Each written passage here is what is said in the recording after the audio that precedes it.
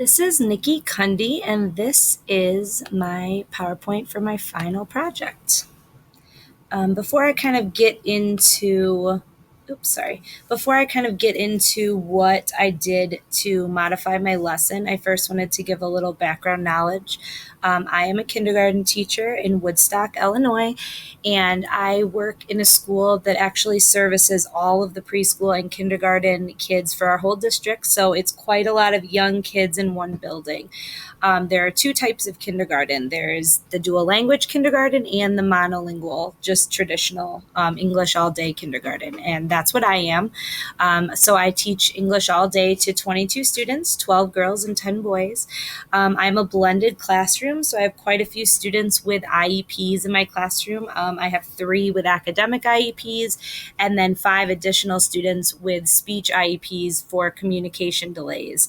And my 3 students with academic IEPs also are serviced for speech. So 8 out of my 22 students have some communication concerns, which is almost a third of my class. So I think that really has been something that I've kept in mind throughout this class, because although visual learning and visual literacy is so important to all students and especially to young students, it's even more important to those students that just have a hard time getting that knowledge just from listening to me talk all day. So they really need that extra visual help. So I've learned a lot in this class to help them. Our literacy curriculum is the ReadyGen curriculum. This is our second year implementing it. So last year was kind of our guinea pig year, and we were just trying everything for the first time, just kind of getting our feet wet. So this year it's been really nice to know what units we need to modify and what we can do to make it better for our students. And these are some of the things that you see in a typical ReadyGen lesson. I highlighted the PBA, or performance-based assessment, because that is actually the specific lesson that I chose to modify for this project. Before I get into it, this is what we have available to us in my classroom. In my personal classroom, I have 6 Chromebooks, 4 iPads. We have a point-to-view camera. We also have the projector that's installed in the ceiling, which is amazing. We use all the time. We also have access to more Chromebooks on a cart that is in our media center that we have to share with the rest of the teachers. But it's really nice to be able to be one-to-one with technology if we want to. I put Pearson Realize on here as well. Our ReadyGen curriculum, we do have the internet access to that. So all of our books we can view online, which is very, very great for those young kids, talking about visuals and really understanding how to use the illustrations to tell a story and to teach us facts. It's really important to be able to make sure everyone in the class can actually see the illustration. So instead of me just sitting in my rocking chair having the book and having everyone, trying to lean in to see the really intricate details of the illustrations, we can go ahead and project that so it's easier for the whole class to see it. So that's what we have technology-wise. These are the goals for my specific unit that I'm talking about here. And I didn't really modify the whole unit. I did make a few changes that I'll talk about. But so these are the enduring understandings and the essential questions and the module goals that we want to do and accomplish throughout this unit. ReadyGen has 6 units, and each unit is broken down into 2 modules. So we have the first module is always the literary text, and then the second module is always the informational text. So we really want to make sure that our students have both the fiction and the nonfiction. And as you can see by what is here, this unit is the informational unit that we're focusing on. This is our traditional PBA. So this is what we do at the end of each module. This is the one specific to the lesson that I decided to change. We do a PBA about every 3 to 4 weeks when the module is over. It's our way of seeing what the students were able to learn throughout the last few weeks in the unit. This specific PBA that I chose to work on is where we were reading two books. They're both informational text. One is called Making Music, and one is called Clothes in Many Cultures. And what we want to get the children to do is to create a question and answer that question for each book. So they're actually writing two different things. They're doing a question and answer about making music, and they're doing a question and answer about clothes in many cultures. So the thing that we really want them to do is use those question words. And we also want them to use vocabulary and facts from the text. If you look at the rubric over here, this is the rubric that the teachers have. We don't share this with the students, but you can see that a lot of the things we want them to really focus on are the topics, having those strong questions and the strong answers, and also using the information from the text, using the words and the vocabulary and this precise language that they're getting from the text. So that's kind of the main thing that we want to model for them. And we also do assess their conventions as well. They're in kindergarten, so they have a really big range of what they're able to do at this point in the year. But, what we're looking for specifically is that they're trying to write complete sentences, and that they're really capitalizing the first letter of each sentence, and that they're always putting punctuation at the end. And this is actually our first module where it's not only just a period, and they actually are expected to do the question marks as well. So when we present a PBA to them, what we traditionally do is this right here is what we will use our projector, and we will project that onto the whiteboard. Obviously, I only have one student in my class that could actually read and comprehend that. Most of them are not reading that well. So we read it to them, and we explain it to them, and we leave it up the whole time that they are working. But obviously, it's not very helpful to them because they can't read. There's no visuals to support it. And that's one of the main reasons why I decided that this was something that I really needed to change, because they needed more support and something that was more developmentally appropriate for a kindergarten student.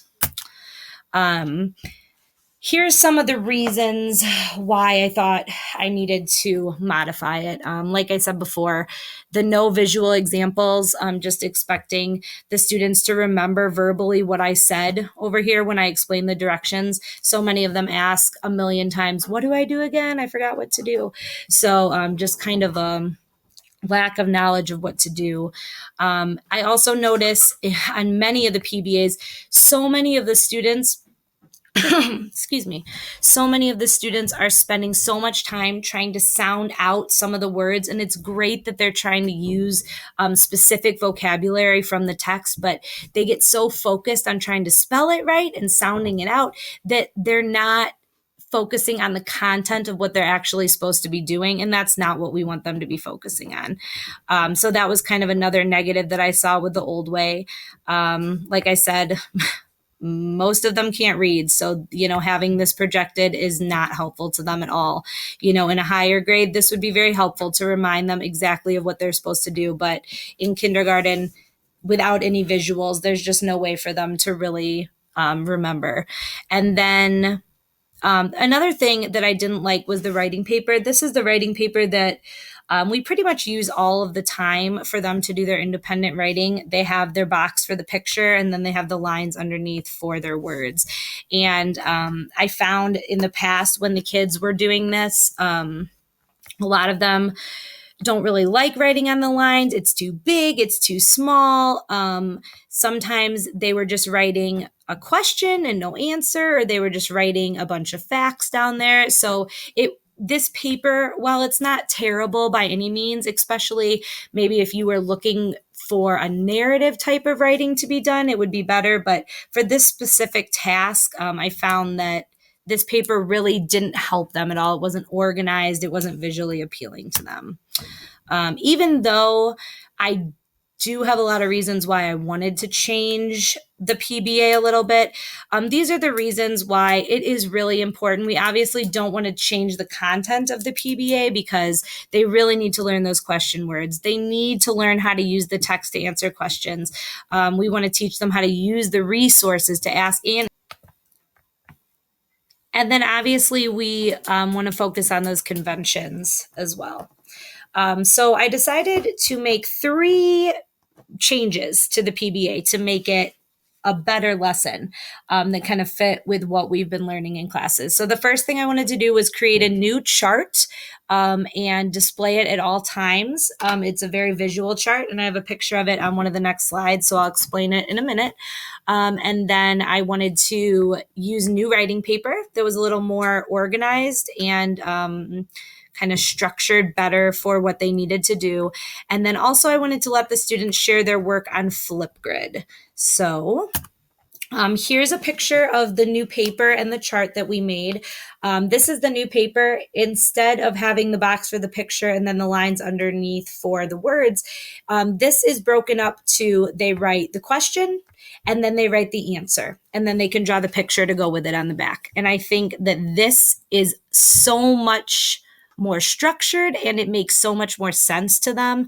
It's very easy for them to remember, okay, I did my question, now I need to write my answer, instead of just having a bunch of lines and not knowing, do I need to fill all the lines? What am I supposed to do?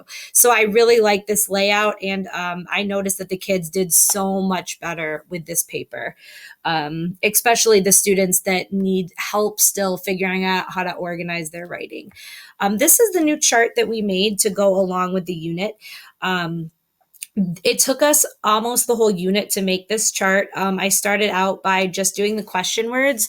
So we did 1 question word a day, just a 5-minute, mini lesson.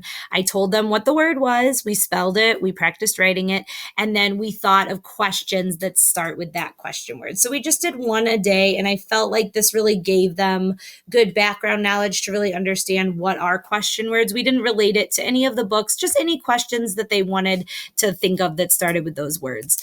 And they all did an awesome job learning those. Almost all of my students now can read those question words, and they were able to use them and spell them correctly in their writing, which was awesome.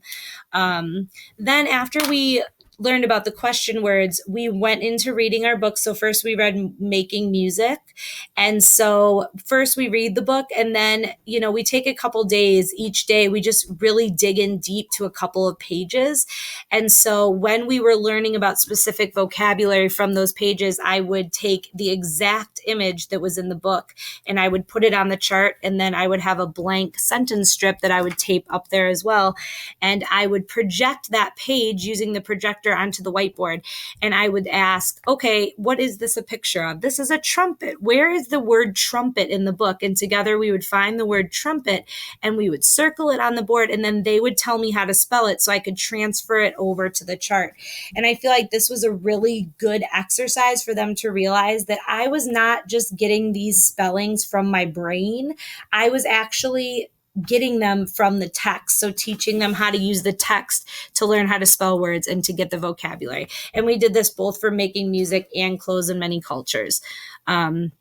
And again, I used the exact same visuals as in the book so they could really make those connections.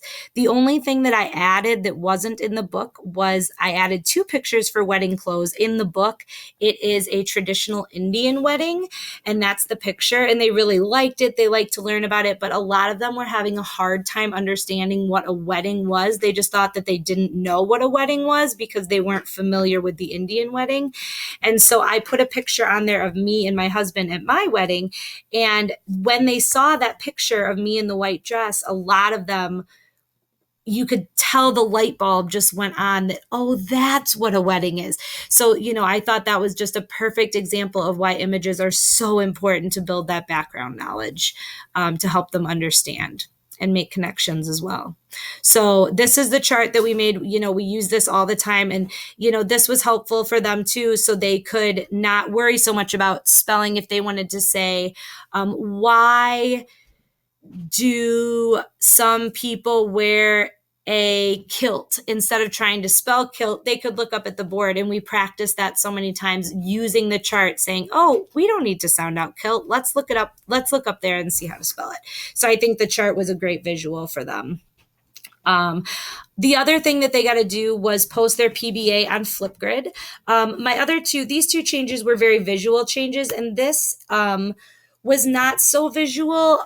It was more of a verbal change. A lot of my students still have a hard time writing. Their fine motor skills still are not great. So this is a way for them to record their PBA and not worry about the writing and just worry about the content. So this is what the students see when they go on the Flipgrid website. These are the directions. And then if they hit play, I read these directions to them while having the visual of the book. So again, it's tying in the book. They don't just listen to me about what to do. They see the book so they can help make the connections. And then they record it. And here are two of my kiddos and what they recorded.